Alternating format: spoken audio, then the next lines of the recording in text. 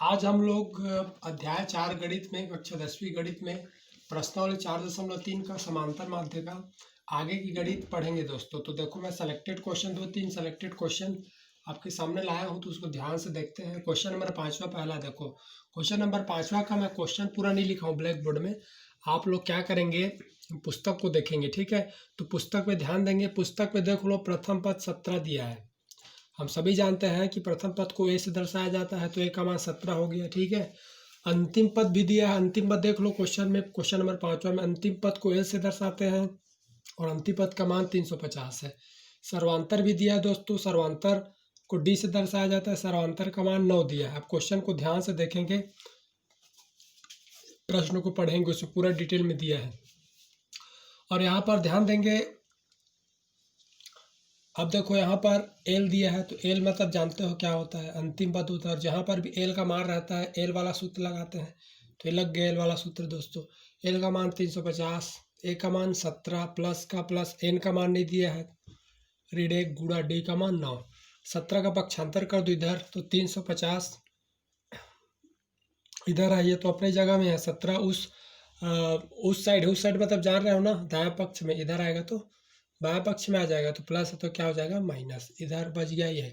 घटा दो दोस्तों, तो कितना आएगा 333। 350 में 17 को घटा दो तो 333 आएगा, बराबर ये हो गया। अब 9 का पक्षांतर करो दोस्तों, तो 9 गुणा के रूप में इधर आके क्या हो जाए भाग। 9 देखो गुणा इधर आके हो गया भाग। तो कटाते हैं दोस्तों।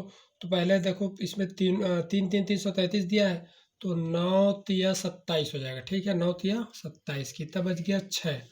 9 तिया 27 हो गया, कितना बच गया 6। 6 और 3 63, तो 9 7 63, तो कितना आ गया 37। 37 बराबर एन रीड 1। पुनः पक्षांतर करने पर तो ये रीड 1 को इधर ले आओ बाएं पक्ष में, तो रीड 1 इधर आके क्या हो जाएगा धन 1 हो जाएगा।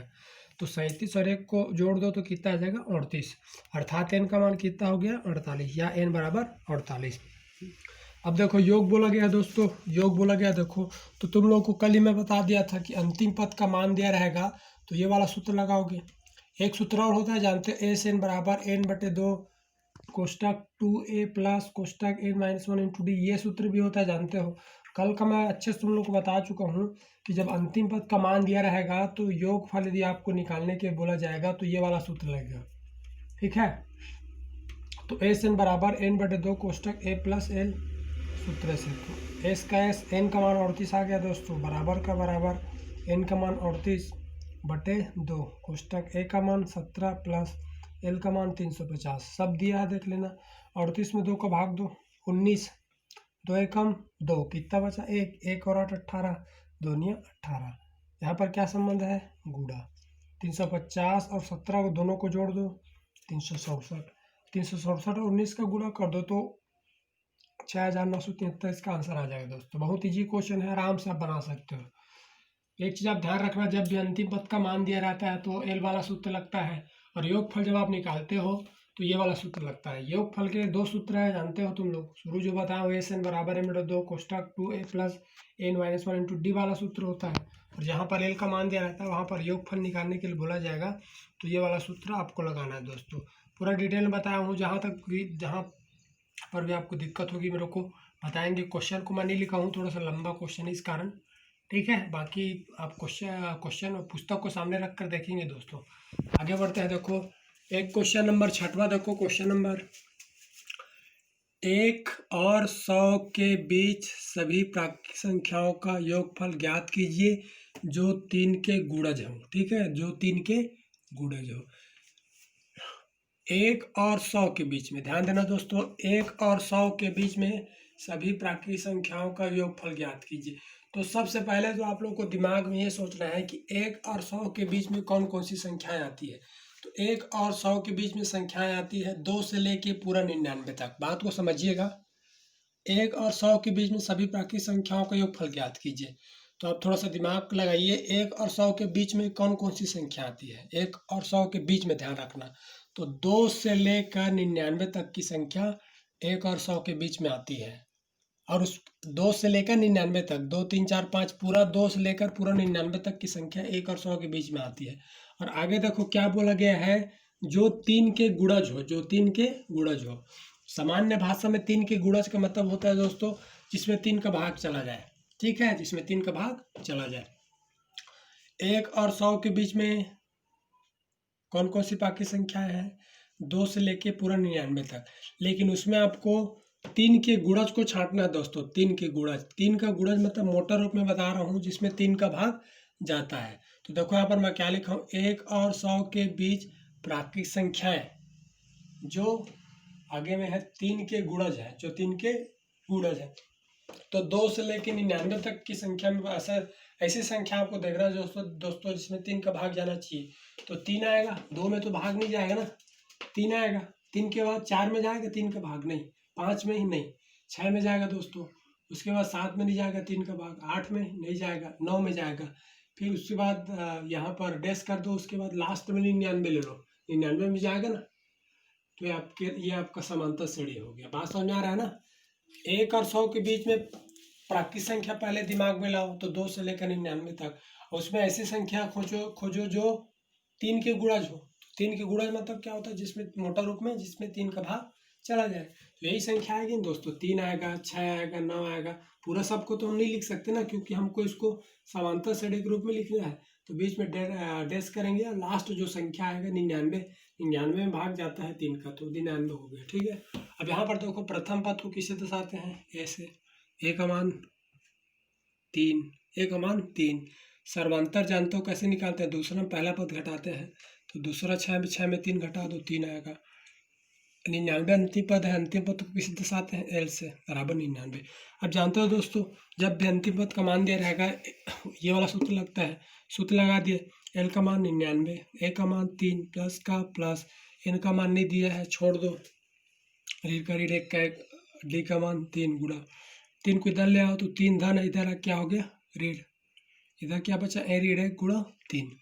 99 में 3 घटा दो दोस्तों, 96 आ गया, बराबर ए रीड 1 गुणा 3। 3 का पक्ष अंदर कर दो, 3 गुणा इधर आके भाग, इधर ए रीड 1 बच जाएगा, तो भाग दे दो।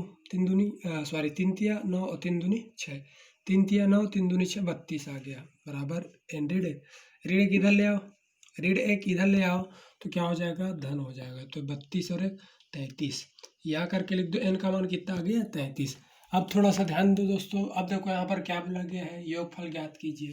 क्या बोला गया है, योगफल ज्ञात कीजिए। तो जानते हो आप लोग, मैं बताया हूँ कि जब भी अंतिम पद का मान दिया रहेगा क्वेश्चन में, तो अब ध्यान रखना, आपको ये वाला सूत्र लगाना योगफल है। बार बार बता रहा हूँ क्योंकि योगफल के 2 सूत्र है ना, एस एन बराबर एन बटे 2 कोष्टक ए प्लस एल।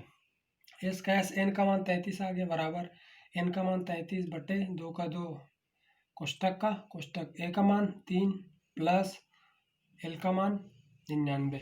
देखो दोस्तों, 33 में 2 का भाग नहीं जाएगा तो छोड़ दो आप, ठीक है। 33 में 2 का भाग नहीं जाएगा, पूरा नहीं कटेगा, तो जो कहते हो रहने दो। यहाँ पर जानते हो गुणा का संबंध है, और 99 और 3 को जोड़ोगे तो 102 आएगा, 102। ठीक, अब 102 में 2 का भाग जाएगा दोस्तों, तो 2 का भाग 2, तो 2 पंचे 10, 2 पंचे 10 और 2 एकम 2, तो कितना है 33 गुणा 51। 33 गुणा 51 करोगे तो 1683 इसका आंसर आएगा। एक क्वेश्चन आप लोगों को अभ्यास के लिए मैं दे रहा हूँ, आप लोग बना के मुझको रिप्लाई करेंगे, ठीक है। देखो क्वेश्चन नंबर 7वां है, 0 और 50 के बीच, 0 और 50 के बीच विषम संख्याओं का योगफल ज्ञात कीजिए। क्वेश्चन को पहले समझो, 0 और 50 के बीच विषम संख्याओं का योगफल ज्ञात कीजिए। तो 0 और 50 के बीच, पहली तो ये आपको काम करना है कि 0 और 50 के बीच कौन कौन सी संख्या आएगी। तो 1 से लेके पूरा 49 तक आएगा, बीच में बोला गया ना, ध्यान रखना 0 और 50 के बीच। तो 1 से लेके कहाँ तक आएगा, 49 तक की संख्या 1 और 50 के बीच में आएगा। 0 और 50 के बीच में, सॉरी 0 और 50 के बीच में 1 से लेके 49 तक की संख्या आएगी, और उसमें फिर आपको कौन सी संख्या छांटनी है, विषम संख्या। कौन सी संख्या, विषम संख्या। विषम संख्या का आप जानते हो क्या होता है इसका, जिसमें 2 का पूरा भाग नहीं जाता है उसको क्या बोलते हैं, विषम संख्या। तो 0 और 50 के बीच में सबसे पहले बात तो ये करना है कि 0 और 50 के बीच में कौन कौन संख्या आती है। तो ये दिमाग में सोचना है 1 से लेके 49 तक, ठीक है, 1 2 3 4 पूरा 49 तक आता है, और फिर उसमें विषम संख्या छांटना है, तो जिसमें 2 का पूरा भाग नहीं जाता है। मैं छांट के रखूँ, देख लो, 1 है, उसके बाद 3 है, क्योंकि 2 में तो जाता है ना, 2 तो सम संख्या है। 3 के बाद 4 नहीं है, क्योंकि 2 का भाग चला जाता है 4 में, 5 है, फिर ऐसा करके डैश करके लास्ट में 49 आएगा दोस्तों। 49 में भी 2 का भाग नहीं जाता है। तो फिर ऐसा कर, फिर प्रथम पद, फिर सर्वांतर, अंतिम पद करके सेम इसी प्रकार से आप बनाएंगे तो आपको आंसर मिल जाएगा। मेरे ख्याल से सब आपको समझ में अच्छे से आया होगा। जहाँ पर दिक्कत होगी मेरे को बताने का प्रयास करेंगे। धन्यवाद।